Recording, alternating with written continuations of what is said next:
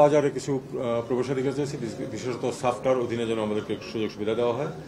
Textile, জ্বালানি, ঔষধ শিল্প, কৃষিপণ্য, তথ্য প্রযুক্তি, এই খাতগুলিকে আমরা বেশি সম্ভাবনা বলে মনে করেছি।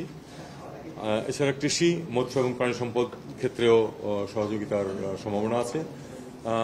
পাকিস্তানের পক্ষ থেকে জ্বালানির রপ্তানির বিষয়েও কথাবার্তা হয়েছে, খুব প্রাথমিক কথাবার্তা হয়েছে, হয়তো আরও ডিটেলস পরে হতে পারে। পরিবহন এবং যোগাযোগের ক্ষেত্রে আপনারা জানেন যে চিটাগং এবং করাচি বন্দরের মধ্যে জাহাজ চলাচল শুরু করেছে, যদিও নিয়মিত না। আমরা এটা একটু নিয়মিতভাবে যেন জাহাজ চলাচল করে সেদিকে একটু মনোযোগ দিতে বলেছি। এবং ফ্লাইট চালুর ব্যাপারে দুটো এয়ারলাইন্সকে প্রাথমিক সম্মতি দেওয়া হয়েছে, এখন এটা ডিটেলস ওয়ার্কআউট করা হচ্ছে। সেক্ষেত্রে এটা সম্ভব যে এই দুই দেশের মধ্যে সরাসরি বিমান যোগাযোগ সম্ভব হবে। সেক্ষেত্রে ব্যবসা বাণিজ্যে যেমন সুবিধা হবে, তেমনি ট্যুরিজম এবং অন্যান্য ক্ষেত্রেও অনেকটা সহজ হয়ে আসবে।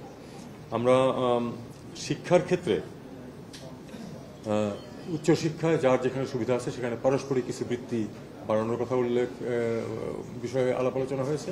পাকিস্তান কিছু বেশি সংখ্যক বৃত্তি দিতে রাজি হয়েছে আমাদের ছাত্রদেরকে। এটা অবশ্য ওয়ার্কআউট করতে হবে শিক্ষামন্ত্রী বা শিক্ষা মন্ত্রণালয় পর্যায়ে। সংস্কৃতি, ক্রীড়া ক্ষেত্রে এবং এই শিক্ষাক্ষেত্রে বেশ কিছু অগ্রগতির সম্ভাবনা সৃষ্টি হয়েছে বলে দুই পক্ষে আমরা মনে করি, এবং সেটা আমরা ফলো আপ করতে চাই, এটা বলা হয়েছে। স্বাস্থ্যগত সহযোগিতা, সে ডাক্তারি পড়াশোনা থেকে শুরু করে ওষুধপত্র, ফার্মাসিউটিক্যালস ইত্যাদি নিয়ে কোঅপারেশনের দুই পক্ষ আমরা একমত হয়েছি, এবং আমরা আশা করব যে এটা আরও এগোবে সংশ্লিষ্ট ক্ষেত্রে, দুই ক্ষেত্রের মধ্যে সহযোগিতার মাধ্যমে।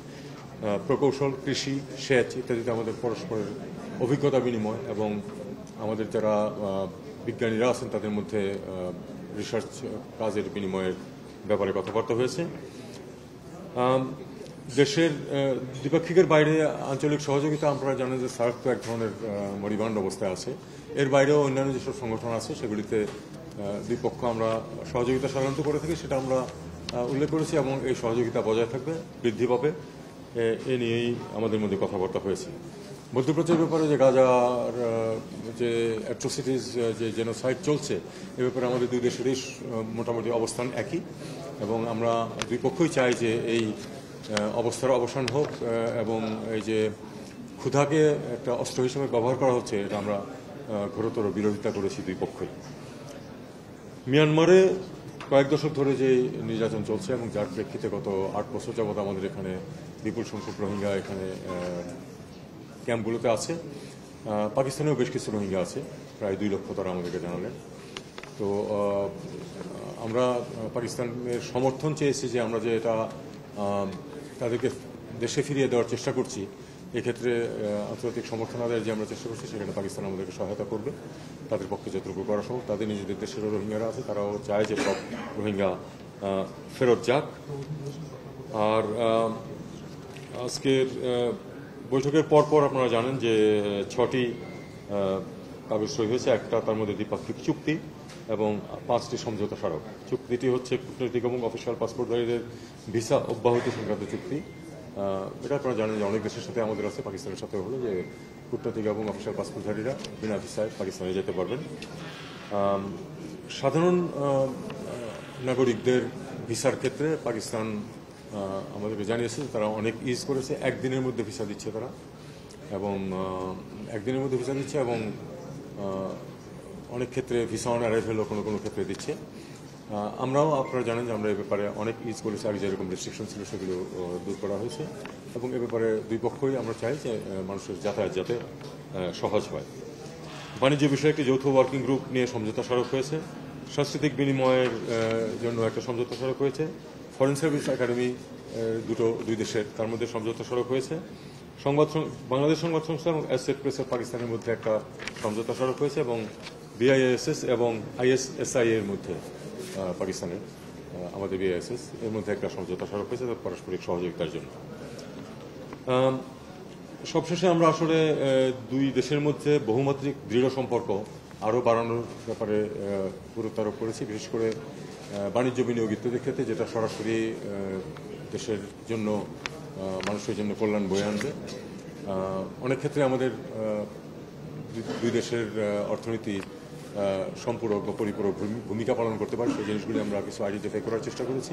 আপনারা জানেন যে পাকিস্তানের বাণিজ্য মন্ত্রী এবং এখনও আছেন এখানে, আজকে রাত্রে উনি চলে যাবেন। আমাদের বাণিজ্য উপদেষ্টার সাথে তার ডিটেলস বৈঠক হয়েছে, অনেক কথাবার্তা হয়েছে এবং আমরা আশা করছি যে তারা বেশ খানিকটা এগোতে পারবেন এক্ষেত্রে। আমাদের দেশ থেকেও যেন আমাদের মন্ত্রীরা ওখানে যান পাকিস্তানে, সেই জন্য তারা আমাদেরকে নিমন্ত্রণ করেছেন এবং আমরা উভয় দেশ দ্বিপাক্ষিক এবং বহুপাক্ষিক ইস্যুতে যাতে আমরা ঐক্যমত পোষণ করতে পারি এবং কাছাকাছি থাকতে পারি সে ব্যাপারে আমরা এক ধরনের মতামত প্রতিষ্ঠা করেছি।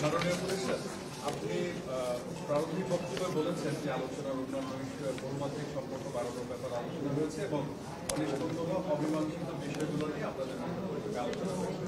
আমাদের এক সহকর্মী যখন আজকে আপনাদের বক্তব্যের আগে পাকিস্তানের পররাষ্ট্রমন্ত্রী ইসাককে জিজ্ঞেস করছিলেন যে আনরিজলভ বিষয়গুলোর কি অবস্থা আলোচনা হয়েছে, উনি বললেন 74 এবং আর্লি 2002 রিজলভ হয়েছে। এটা নিয়ে একটা অস্পষ্টতা আছে। উনি বলছেন রিজলভ হয়েছে আর আপনি বললেন যে পররাষ্ট্র সচিব পর্যায়ে বৈঠকে বিষয়গুলো তুলেছেন।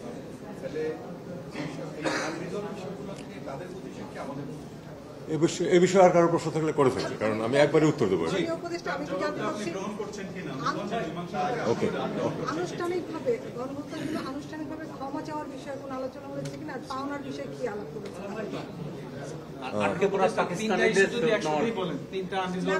আলাদা আলাদা করে বলেন, ওকে, তিনটা আমি আলাদাভাবেই বলছি।